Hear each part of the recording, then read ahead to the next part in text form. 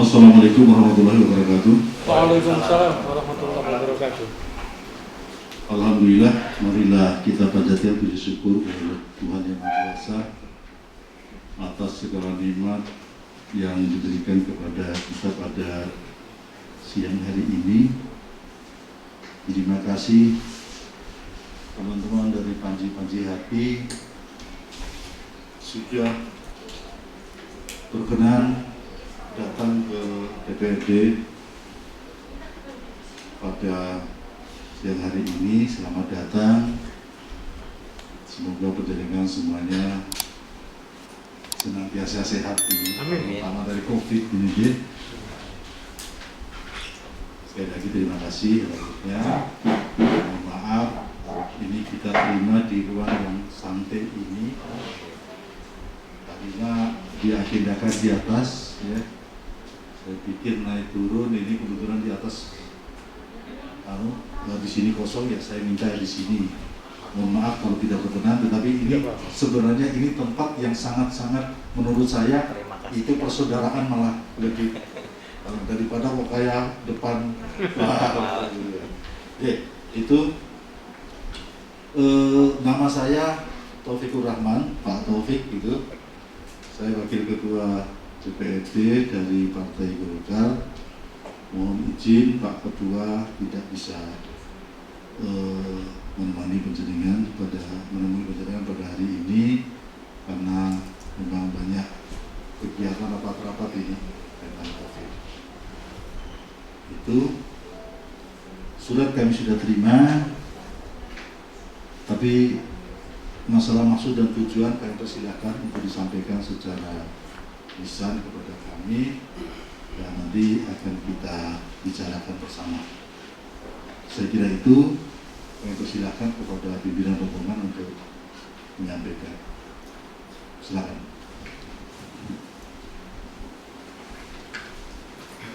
Bismillahirrahmanirrahim. Assalamualaikum warahmatullahi wabarakatuh. Waalaikumsalam. Salam sejahtera bagi kita semua.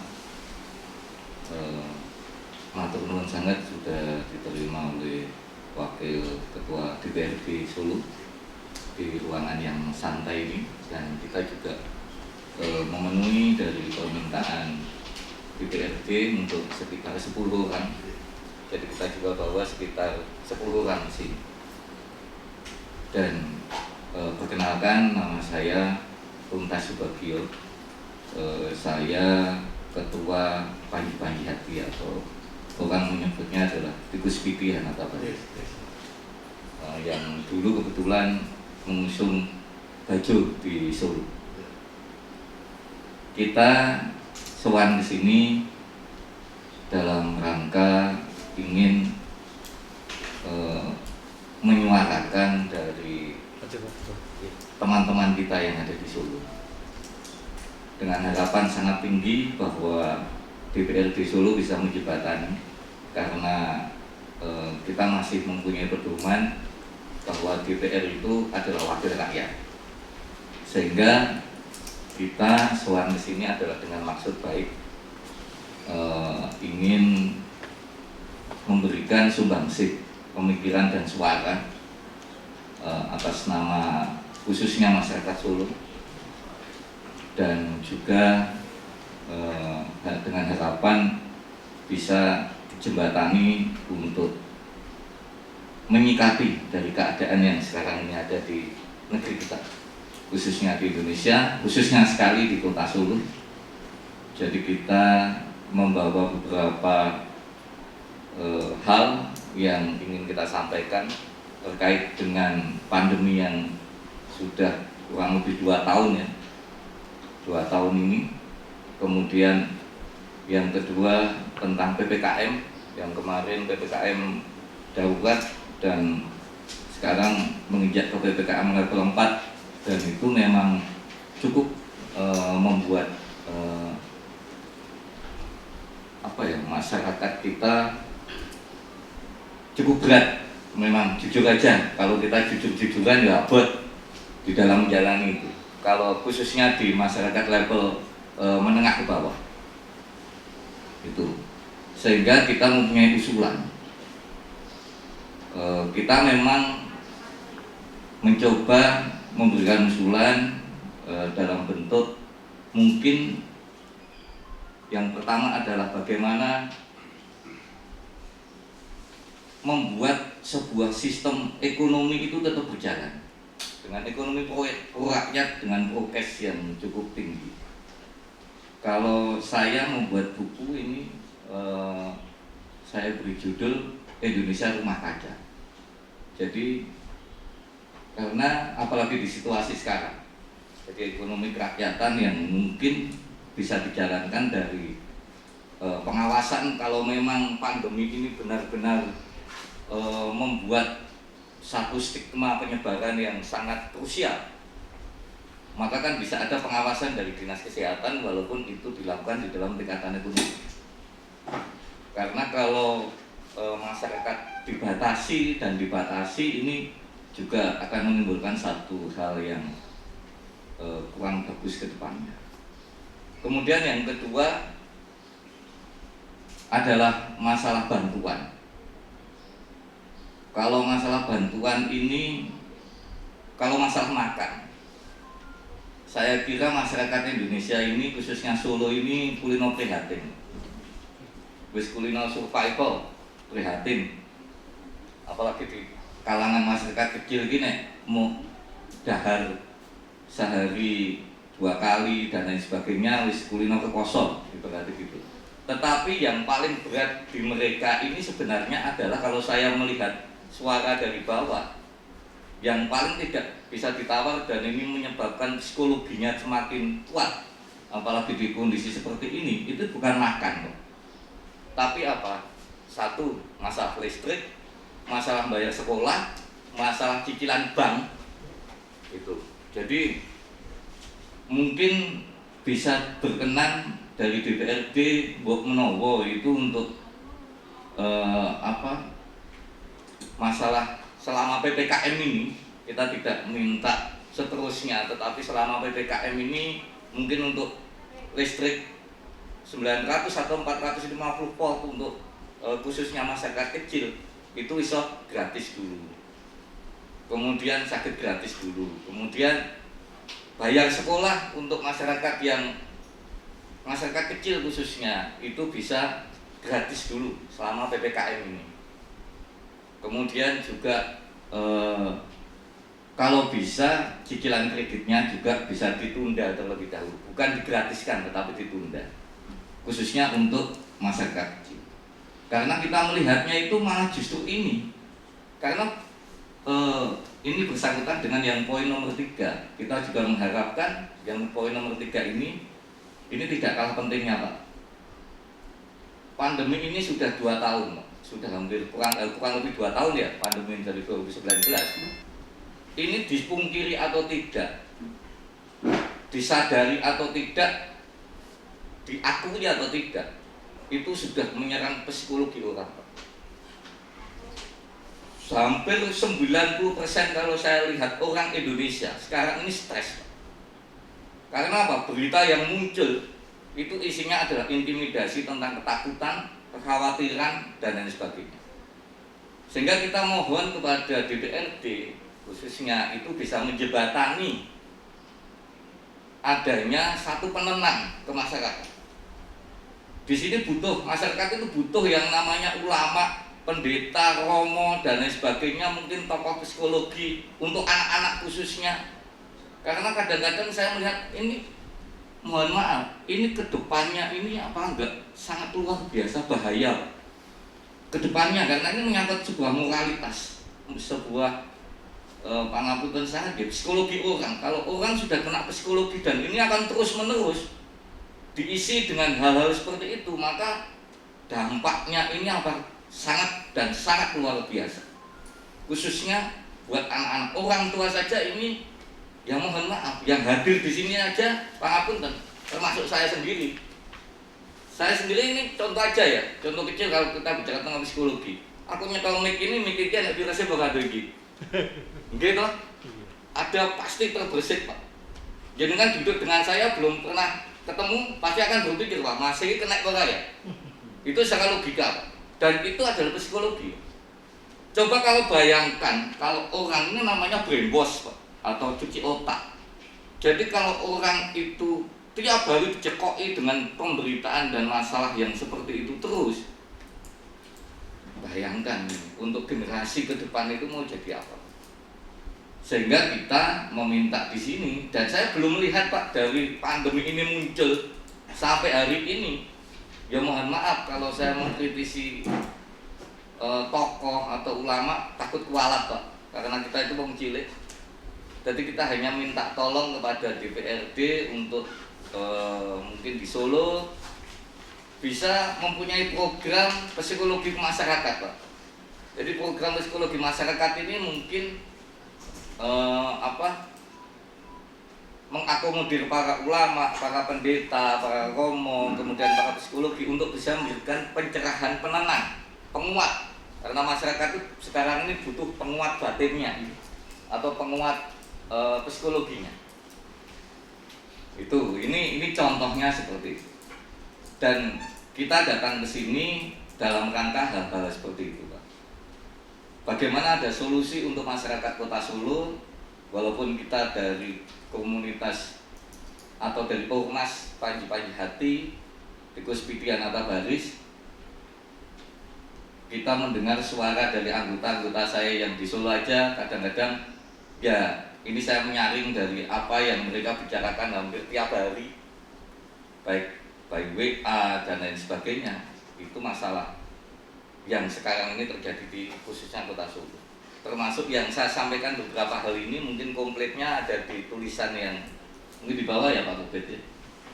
Itu untuk lengkapnya dari apa yang kita harapkan bisa dijembatani oleh DPRD terkait dengan adanya PPKM dan lain sebagainya. Saya datang ke sini beserta anggota yang juga terdiri dari, ada juga yang dari buruh Pak. Di depan ini ada dari buruh, kemudian juga ada dari pedagang yang ada di Kota Solo. Jadi intinya adalah kita ingin sesuatu yang lebih baik ke depannya, karena menurut saya khususnya Kota Solo, umumnya Indonesia sekarang ini yang dibutuhkan itu bukan sesuatu apa yang benar, tetapi yang dibutuhkan adalah solusi. Sehingga selalu saya matur ke teman-teman bahwa tidak ada gunanya kita saling mencaci maupun kita mencari pembenaran baik di kalangan pemerintah maupun di kalangan masyarakat, tetapi monggo kita bersatu padu untuk membuat satu solusi bersama. Karena intinya yang kita butuhkan adalah sebuah solusi yang terbaik untuk masyarakat, untuk bangsa dan negara kita. Kemudian juga kita mengusulkan juga di situ juga kita tuliskan bahwa di dalam hal persatuan atau bersatu padu itu kalau kita harapkan adanya sebuah nurani kebangsaan, sehingga DPRD mungkin dengan pemerintah daerah bisa mengakomodir dari persatuan dan kesatuan warga Solo, khususnya yang menengah ke atas, bisa diakomodir untuk saling membantu masyarakatnya, karena banyak sekali yang membutuhkan Pak, baik yang sedang melakukan isolasi mandiri maupun yang terkena dampak dari PPKM ini. Mungkin itu kurang lebihnya kita sowan ke sini Pak Topik, dan nanti mungkin dari teman-teman saya juga ingin menyampaikan sesuatu, monggo, dan mohon maaf apabila dari kata-kata maupun tindak tanduk saya kurang berkenan. Matur nuwun sangat. Wabillahi taufiq wal hidayah. Assalamualaikum warahmatullahi wabarakatuh. Waalaikumsalam. Ya, monggo mungkin ada yang lain. Silakan langsung saja. Poin yang pertama yang akan saya sampaikan, lingkup pertama kalau kita menanggapi masalah buruh, apapun dilema buruh itu dikasih yang paling minim. Makanya kita menyikapi apa yang terjadi di Kota Solo pada arena bencana global sekarang ini. Terutama yang saya soroti sekarang kan PPKM, Pak. Itu sangat menyudutkan sekali untuk kalangan buruh yang banyak di PHK tanpa ada pesangon, di mana pesangon itu secara tidak manufaktur sampai dengan 1 tahun. Karena terdampak PPKM banyak perusahaan yang biasanya itu mampu, dia bernegosiasi kepada buruhnya, keadaannya perusahaan baru sedang kolap. Ini tolong Bapak Wakil Rakyat untuk bisa menghubungkan antara perusahaan-perusahaan yang berkaitan dengan buruh banyak untuk menegosiasi. Memang kalau keadaan kolap monggo. Kalau PPKM terjadi saat ini tidak selesai, rakyat tidak siap percaya pada pemerintah. Apa yang akan terjadi? Mengeluh, merintis, akhirnya apa? Melawan. Jangan sampai ada kata-kata seperti itu, Pak. Tolong. Ini PPKM segera selesai. Buruh sangat menderita sekali. Kalau buruh sudah berbisik-bisik sendiri dengan keperluan, maka yang terjadi kekeosan di mana-mana. Tolong, yang saya harapkan untuk Bapak Dewan. Jadi Dewan semua kan dari rakyat, tolong perhatikan rakyat. Terima kasih itu Pak yang saya sampaikan dengan buruh sangat berat sekali. Pak Tuntas, Mas Tuntas, Pak Pir, yang telah menyampaikan beberapa hal, termasuk ini nanti secara resmi nanti diserahkan, nanti biar tempatnya. Apa yang saya sementara ini saya baca dari beberapa poin ini, saya sangat setuju Bapak Ibu secara pribadi dan secara lembaga. Saya kira DPRD juga pasti setuju hal ini. Dan ini kan semuanya tergantung komitmen pemerintah, ya. Nanti akan kita sampaikan ke sana.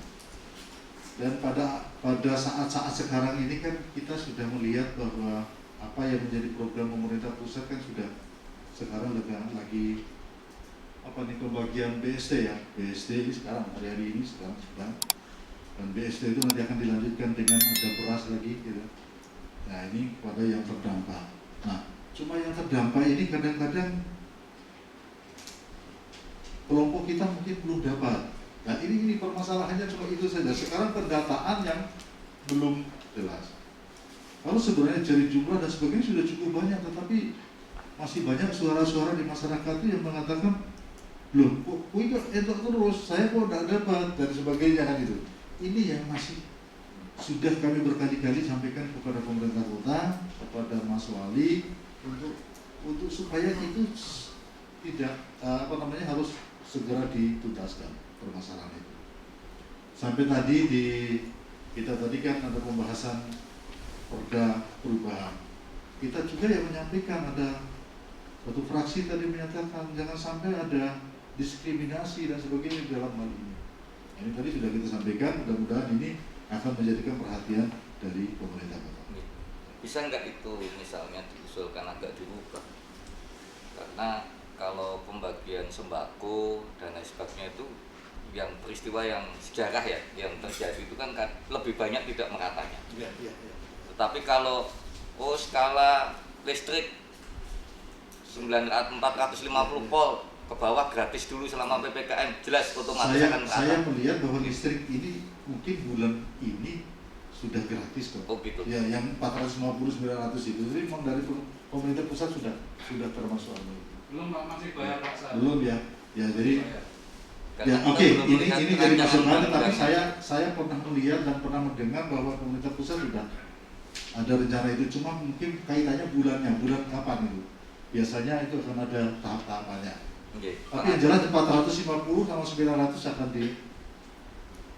dibebaskan itu. Nah, tapi ini nanti akan kita tetap sampaikan ke pemerintah kota. Insya Allah nanti besok langsung kita kirim ke pemerintah kota, dan ini pernyataan penjaringan ini akan kita buat surat lagi pengantar untuk disampaikan ke sana. Jadi harapan kita itu gini Pak Pangapunten. Harapan kita itu bagaimana sebuah kebijakan itu muncul bisa langsung mengena atau menyeluruh ke seluruh masyarakat dengan cara kebijakan yang bersifat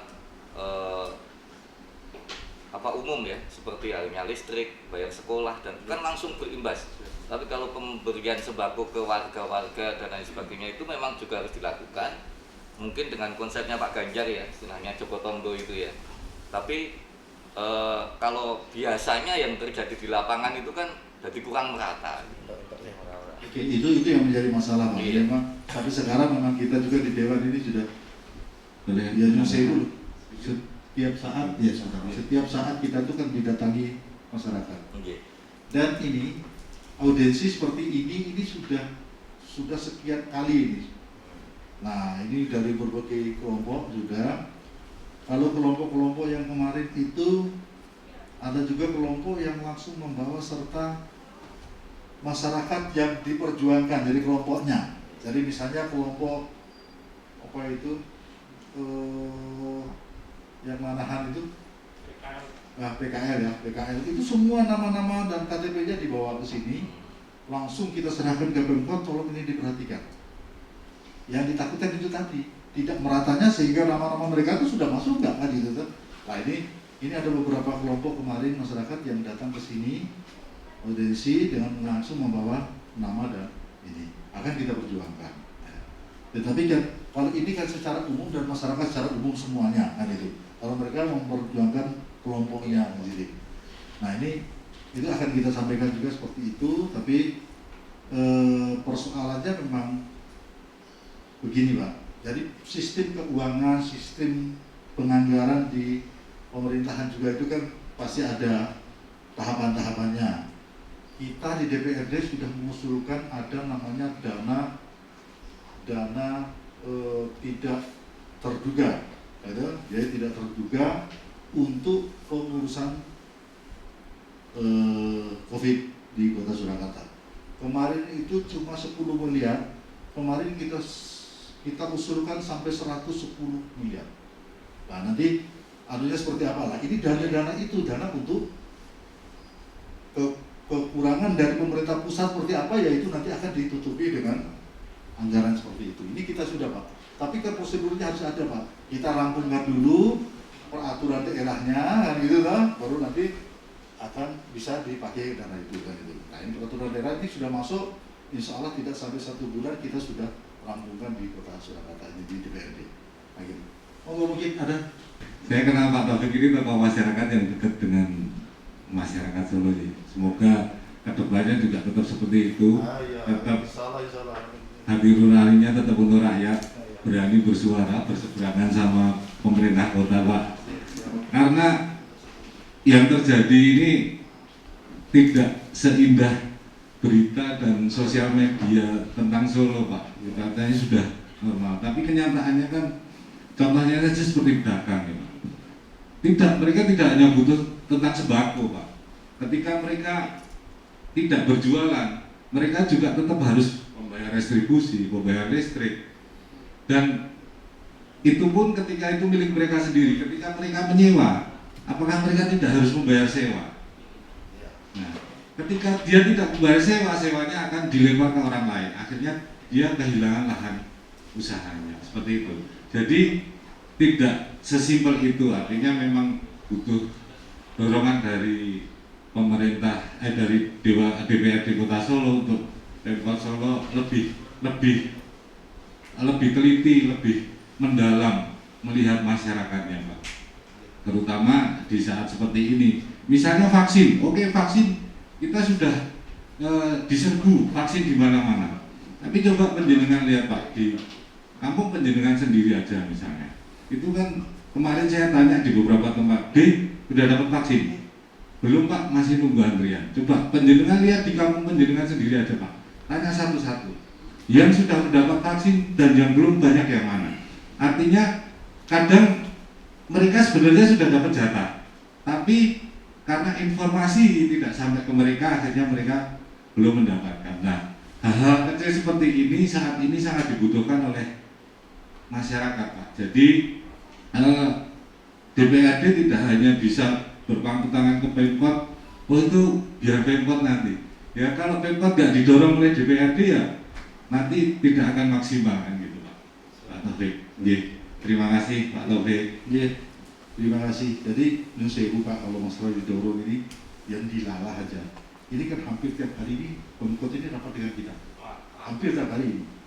Ini kita karena memang ini bulan-bulan untuk pembicaraan penganggaran, terutama perubahan.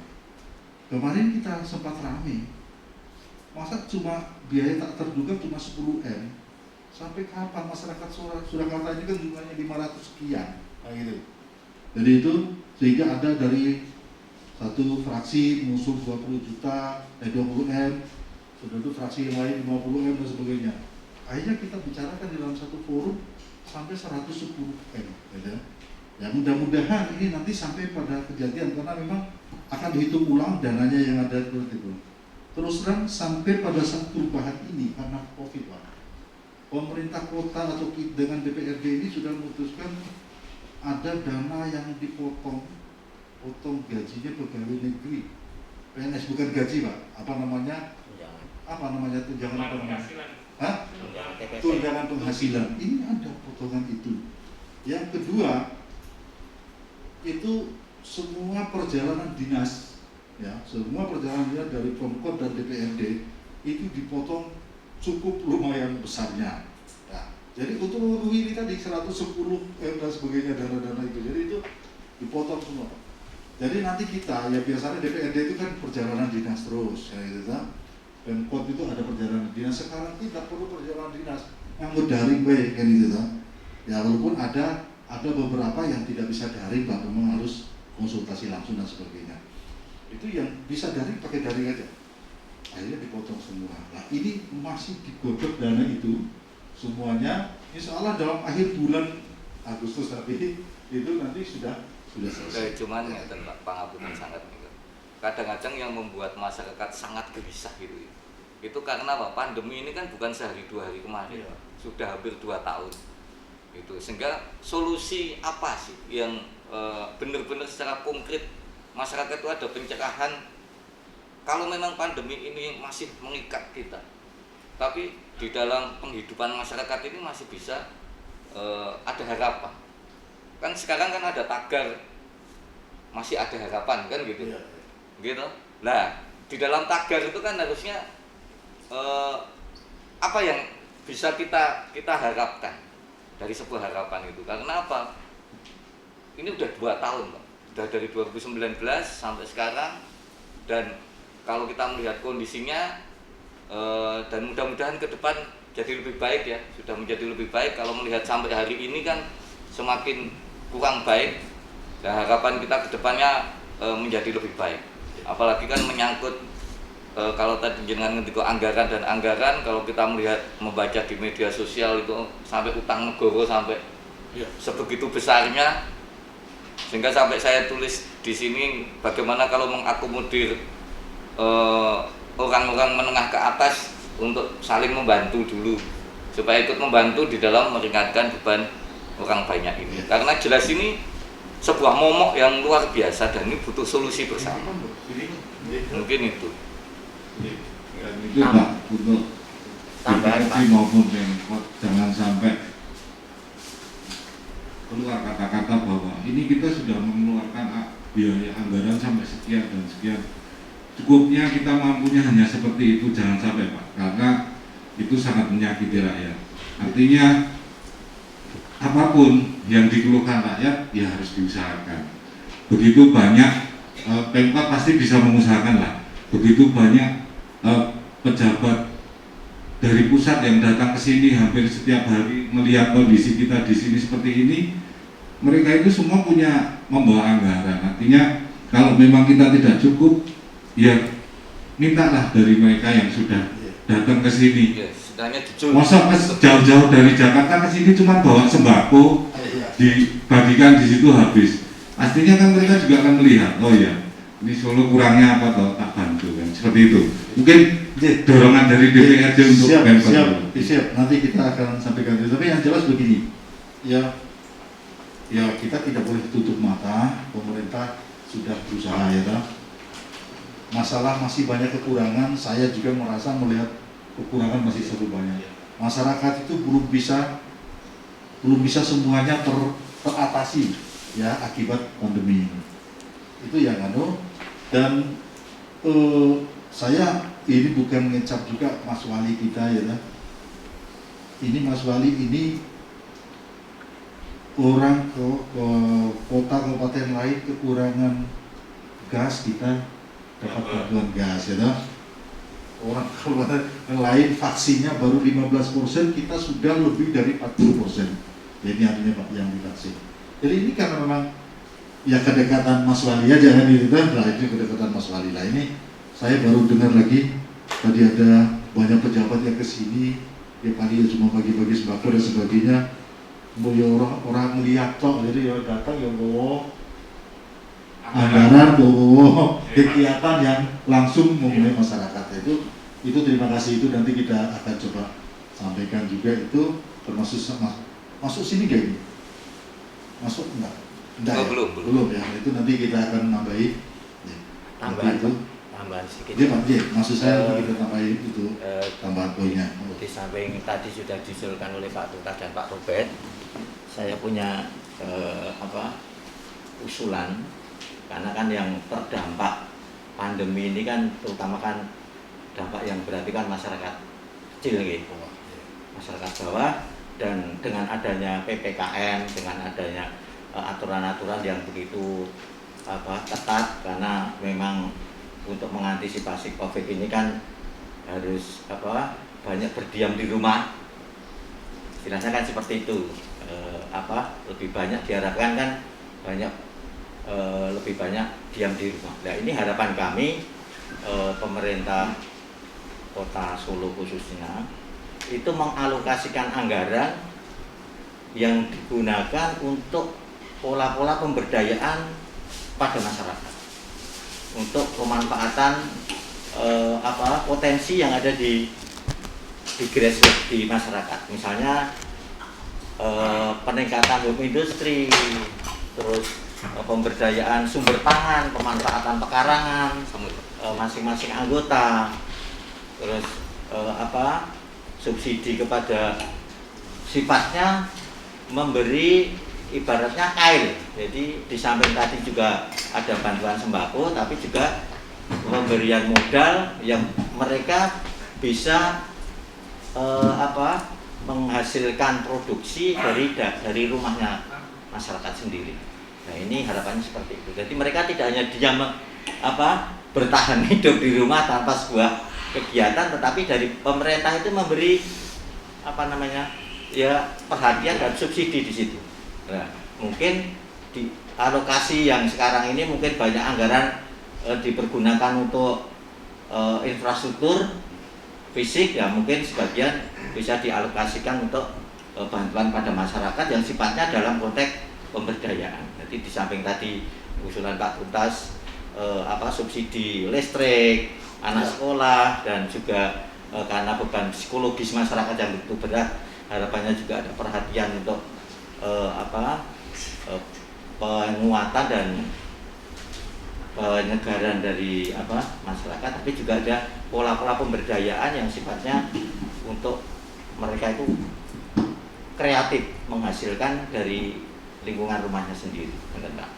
Itu ngaten. Jadi saya itu Pak Tuntas ini barusan beberapa hari ini saya kan baru isoman ya. Saya isoman itu keluarga Pak, istri, anak itu.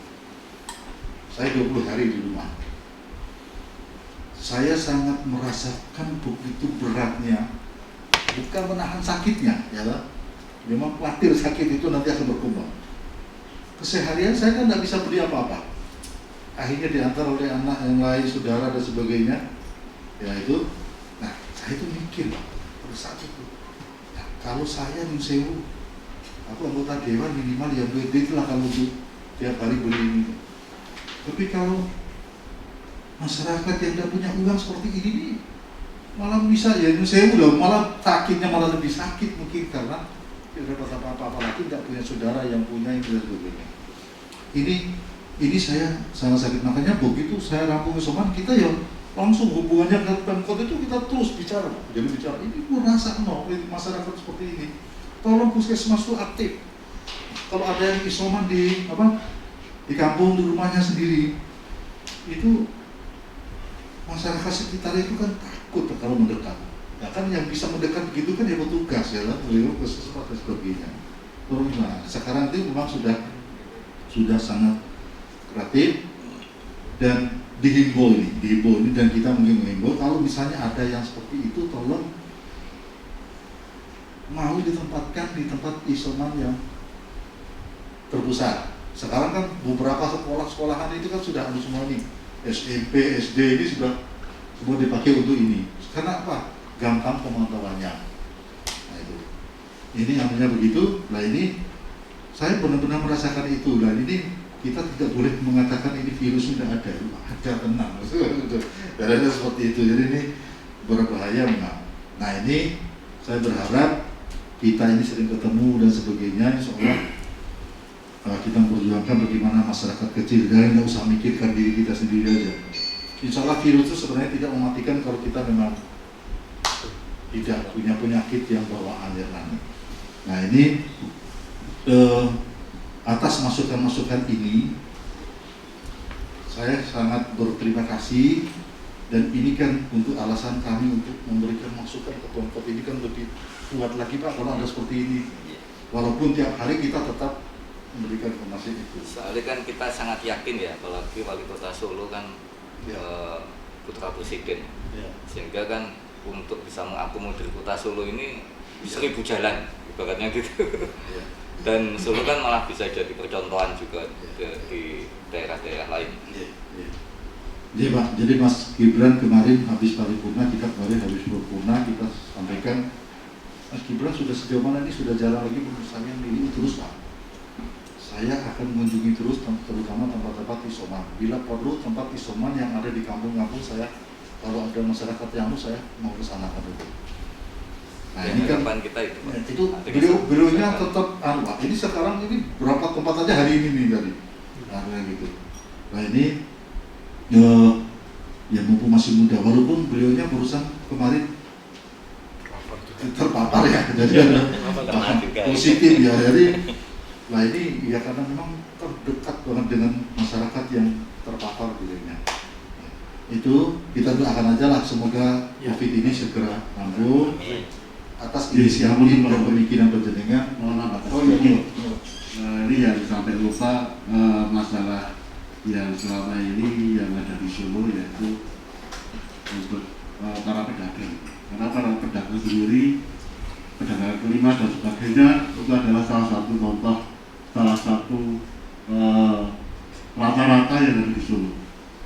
Nah kalau untuk peraturan seperti sekejam itu kan namanya tidak adil. Saya potong aja. Sekarang kan sudah mulai tanggal kemarin, mulai tanggal 26 ya, 26 kan? 26 ya? 26 sampai tanggal 2 besok. Ini kan sudah dibuka semua Pak. Sudah dibuka semua, cuma dibatasi. Jadi kalau pasar tradisional sampai jam 5, kalau pasar tradisional sembako sampai jam 5, tapi yang non sembako sampai jam 3 kan itu. PKL sudah boleh, warung makan sudah boleh. Sekarang cuma tidak diharapkan kalau mau makan itu cuma 30 menit di tempat, jadi tidak boleh lebih. Ini sudah dibuka Mas, sudah dibuka karena kita ganti dengan bukan darurat lagi tapi level 4. Nah cuma level 4 ini berarti level yang paling ngeri Pak di Solo ini, jadi masih sangat banyak yang positif. Di Jawa Tengah ini paling tertinggi angka kematiannya se-Indonesia. Nah ini yang selama 1 minggu ini Pak, ini angka tertinggi kematiannya. Makanya Solo juga ini kan karena pasiennya cukup banyak di sini, daerah-daerah lain kirinya ke sini. Nah ini makanya kita tetap dinyatakan level 4. Nah yang lainnya ada level 3, level 2 gitu. Seharusnya kan DPR sendiri bisa terjun ke lapangan, menilai langsung bahwa pedagang itu seperti apa. Karena juga namanya COVID ini dengan pandemi, kita kan juga bisa bekerja sama dengan masyarakat tentang prokes, tentang pembatasan berskala, tentang pembatasan pembeli. Seharusnya kan DPR ini mengatur yang minimal gajinya di separuh ngaitin dengan bentuk gen pedagang gen podo ngakuni. Jadi sama-sama kita fair, jangan dipilih ribuan warga Solo, jangan kudu mereka lagi lah. Orangnya kan nonton. Siap. Betul ya, maksud. Mas, jadi ini kita memang sudah melihat kebijakan pemerintah, walaupun memang sana sini sudah. Jadi PKL sudah datang ke sini sudah 2-3 tahap ke sini sudah dan menyerahkan nama, dan ini kita sampaikan mudah-mudahan harapan saya itu pemerintah kota itu mencarikan, kita kan sudah minta tolong ini bagaimana caranya supaya bukan sekedar makan ini orang-orang ini, bukan sekedar makan saja sudah cukup nangis mereka. Biasanya kan jualan hari ini untuk makan hari ini tuh Pak, jualan hari ini untuk nyicil banknya hari ini kan, itu kan biasanya seperti itu. Nah sekarang orang enggak jualan selama 2 minggu kemarin, itu kan nangis. Nah ini kita sudah sampaikan ke pemerintah kota bahwa ini harus dibantu. Nah itu dibantu dalam arti bukan sekedar dikasih sembakonya, tetapi permodalannya. Nah selama ini bantuan dari pemerintah kota ini sejak pemerintah yang kemarin itu diserahkan kepada kelurahan itu cuma membagi ini, kalau sudah dapat PKH tidak dapat ini, tidak dapat ini. Jadi ada yang masyarakat itu cuma dapat PKH itu cuma beras dan tapi ada yang lainnya dapat BST dengan dana yang lebih besar dengan modal kerja tersebut. Nah ini yang tidak merata itu di situ. Nah ini kita perjuangkan itu Bapak, kita perjuangkan, kita akan tolong, mari kita doa bersama supaya pemerintah kota juga ya bisa nyoh gitu kan.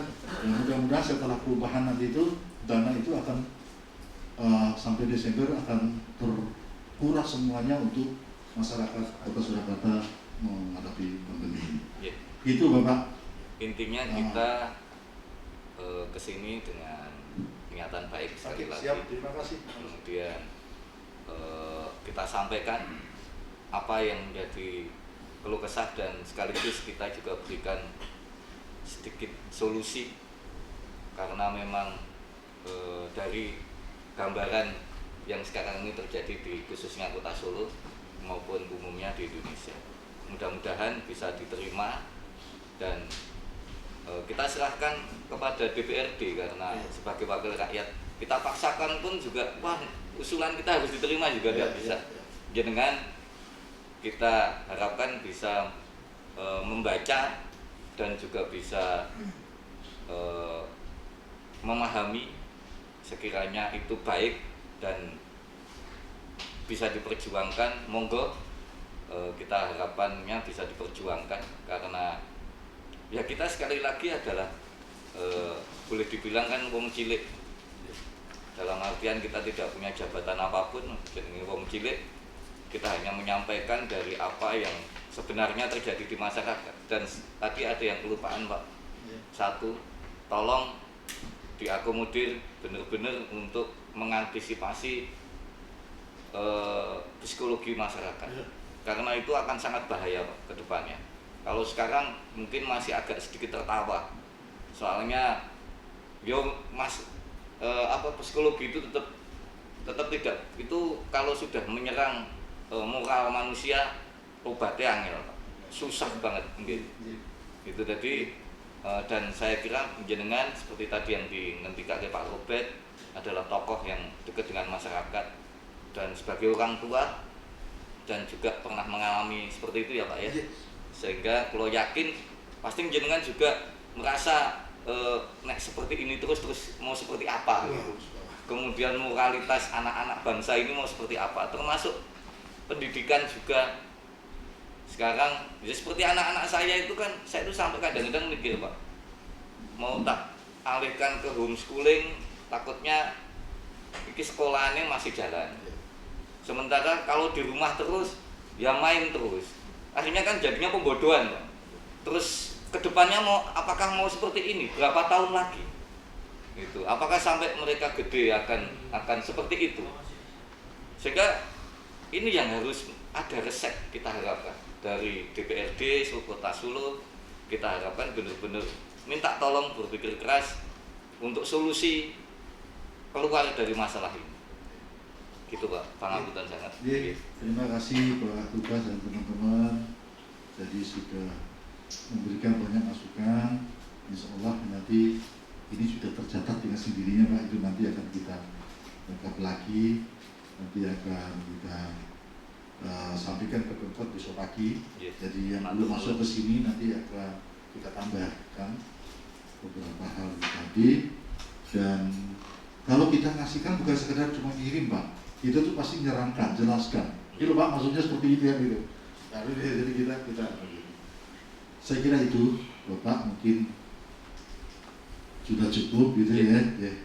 Mohon maaf kalau ada hal-hal kurang berkenan di dalam penerimaan ini. Mari sama-sama kita sama-sama berdoa saja semoga virus ini, pandemi ini sudah segera berakhir.